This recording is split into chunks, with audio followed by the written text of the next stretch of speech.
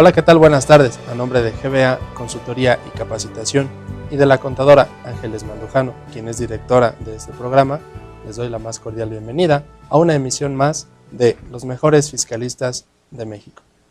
En esta ocasión, hablando del tema impuestos de control en épocas de recesión y de crisis económica, el IETU, nos acompaña el licenciado Adolfo Arrioja Vizcaíno, de quien me permitiré dar una breve reseña de su trayectoria profesional. Es licenciado en Derecho por la Facultad de Derecho de la Universidad Nacional Autónoma de México. Asimismo, posee los grados de Maestría en Derecho por la Universidad Iberoamericana y el doctorado en Derecho honoris causa por la Universidad de Newport en California, Estados Unidos. Ha sido profesor titular de las cátedras de Derecho Administrativo, Ciencia Política, Derecho Fiscal y Legislación de Fomento Industrial en la Universidad Anáhuac, en la Universidad Panamericana y en el Instituto Tecnológico Autónomo de México, el ITAM. Es autor de las obras jurídicas Derecho Fiscal, libro de texto universitario y de consulta profesional, que a la fecha lleva 20 ediciones y numerosas reimpresiones de la mayoría de sus 20 ediciones, así como de la obra El Federalismo Mexicano hacia el siglo XXI. Ha sido conferencista, invitado de la Barra de Abogados de Nueva York, de las universidades de Szeged, Miskolc, en Hungría, de la Universidad Carolingia de Praga, República Checa, y de la Universidad de Estocolmo, en Suecia. Es abogado consultor y litigante, siendo socio director de la firma Arrioja Abogados. Actualmente es abogado del Consejo Coordinador Empresarial, AC, entre otros clientes. Sin más preámbulos, los dejo con el licenciado Adolfo Arrioja Vizcaíno. Muchas gracias. Muchas gracias por la invitación y estamos aquí a sus órdenes para platicar un rato. Muchas gracias, doctor Arrioja.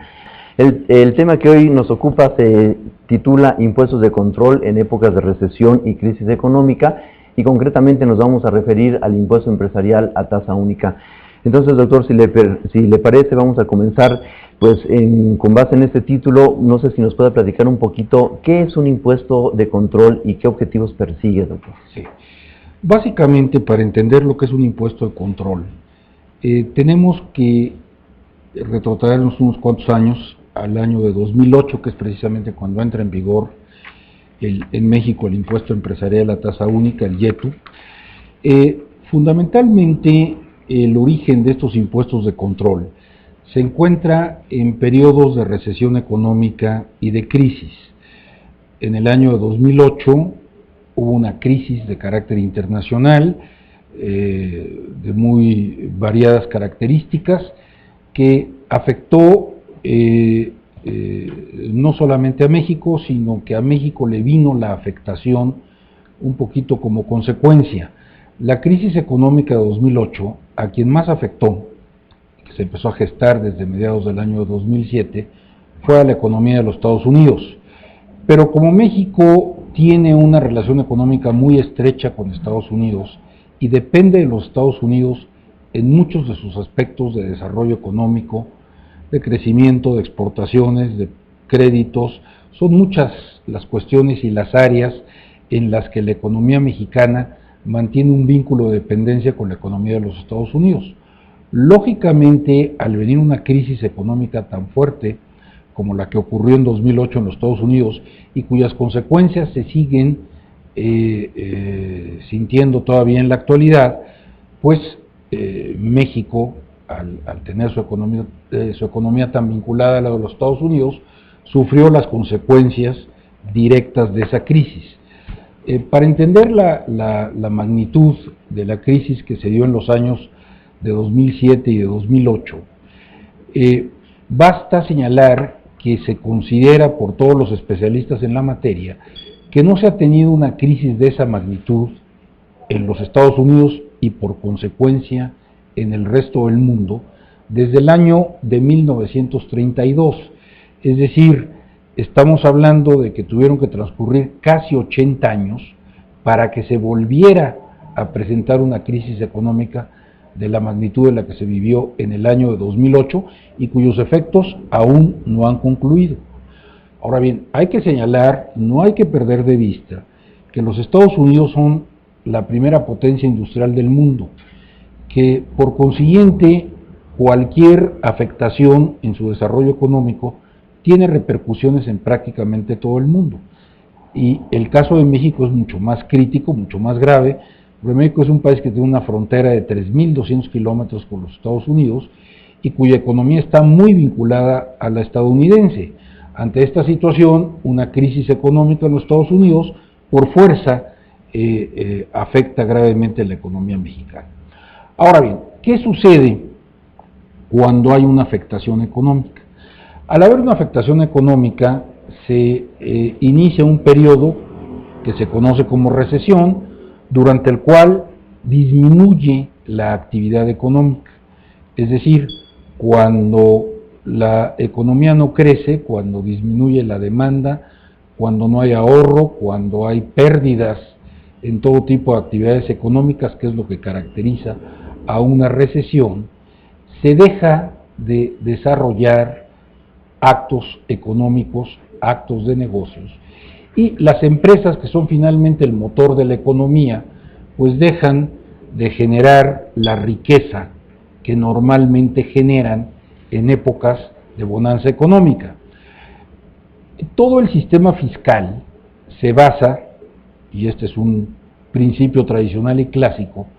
en gravar la riqueza, es decir, el origen de todo sistema fiscal, de todo sistema tributario, se encuentra en el principio de que el Estado como gobierno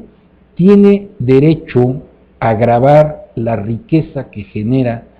la actividad económica del país con impuestos, precisamente para contar con los recursos que se necesitan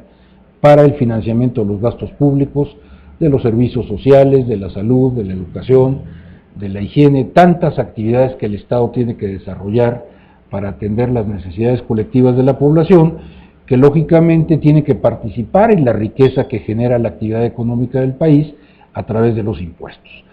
Ahora bien, cuando esa actividad de generación de riqueza se retrotrae, cae en recesión, obviamente la capacidad, la facultad del gobierno, del Estado, de recaudar impuestos se reduce. Específicamente en el caso de México, el principal impuesto que hemos tenido durante muchos años, el impuesto clave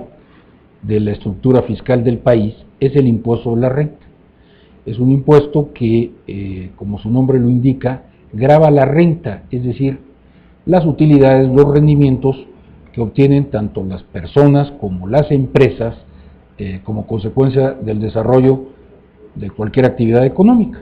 Entonces, las empresas y las personas desarrollan actividades económicas y el Estado participa en la riqueza que generan esas actividades económicas a través del impuesto sobre la renta para el financiamiento del gasto público, con todo lo que conlleva el gasto público de servicios sociales y de satisfacción de necesidades colectivas de interés general. Pero, ¿cuál fue el panorama que se empezó a vislumbrar a partir del año de 2007? El panorama que tuvimos a partir del año 2007 fue que, al haberse iniciado una recesión económica que afectó de manera muy importante a México, bajó la recaudación del impuesto de la renta. Este es un principio lógico. Si el impuesto grava la renta, o sea, la utilidad, la ganancia de las personas y de las empresas, en una época de recesión, al disminuir esa renta, pues también disminuye la recaudación de los impuestos. Esto genera un fenómeno en cascada. Al disminuir la recaudación de los impuestos, pues obviamente disminuye los recursos para financiar el gasto público y disminuyen los recursos para atender toda esa gama tan grande que en un país como México tenemos de necesidades colectivas: educación, urbanización, hospitales, vivienda, obras de infraestructura, carreteras. Son tantas las obras y servicios que el Estado tiene que prestar, que en el momento en el que le disminuye la recaudación debido a una serie de factores económicos, tiene que buscar la forma de equilibrar ese proceso recaudatorio. Y equilibrarlo no solamente en cuanto a la captación de nuevos recursos, sino fundamentalmente a no disminuir el financiamiento, porque sin ese financiamiento el gasto público no se puede solventar, y al no poderse solventar el gasto público hay muchas actividades, muchas necesidades sociales que quedan desatendidas. Entonces, precisamente es ahí donde surgen los llamados impuestos de control. Son impuestos que, al existir una baja recaudación por factores de crisis económica, de recesión, permiten equilibrar y mantener el mismo nivel en cuanto a la recaudación de impuestos. Porque si se permite que profundice la crisis económica, que se acaba volviendo una crisis fiscal, sin un impuesto que le permita al Estado, al gobierno, recuperar su capacidad de financiamiento, de gestión, de servicios y de satisfacción de necesidades sociales, pues se corre el riesgo de una crisis ya no solamente económica, sino de una crisis precisamente social. Es decir, si el Estado deja de prestar los servicios fundamentales que la población requiere, pues las inconformidades crecen, y lo que fue en sus inicios un problema económico se puede transformar en un grave problema social. Precisamente por eso se tienen que gestar impuestos de control, que ante una baja en la recaudación, en este caso específicamente del impuesto sobre la renta, equilibren los ingresos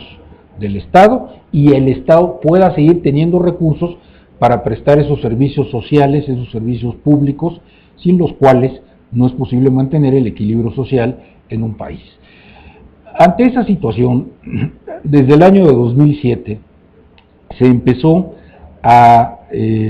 plantear la necesidad de crear en México un impuesto de control. A mí me tocó participar en un grupo, que fuimos más o menos 15 especialistas en la materia fiscal, que se conoció como Análisis Tributario Legislativo, en donde intervino de manera muy importante el que en aquella época era el senador Gustavo Madero, que era el presidente de la Comisión de Hacienda de la Cámara de Senadores. El senador Madero, como presidente de la Comisión de Hacienda, preocupado por lo que se anticipaba como una drástica reducción del impuesto sobre la renta, merced a la crisis económica de la que les he hablado, buscó que un grupo de especialistas participara en el diseño precisamente de un impuesto de control que lograra el objetivo que he venido mencionando, de que a través del impuesto de control se compensara la caída del impuesto a la renta para que el Estado, el gobierno, pudiera seguir financiando el gasto público. Fueron sesiones muy interesantes, participó también muy activamente Diana Bernal, que es la actual Procuradora Federal de la Defensa del Contribuyente, y varios especialistas en la materia. Se tuvieron entrevistas con distintos funcionarios de la Secretaría de Hacienda, entre ellos el doctor José Antonio González Anaya, que es el actual subsecretario de Ingresos de la Secretaría de Hacienda, y poco a poco se fue creando el consenso necesario para crear un impuesto de control que permitiera compensar ese desplome en la recaudación del impuesto sobre la renta. Es así como se decide crear el impuesto empresarial a tasa única, IETU, que entró en vigor el 1 de enero de 2008 y que pretende gravar todas las actividades económicas, en especial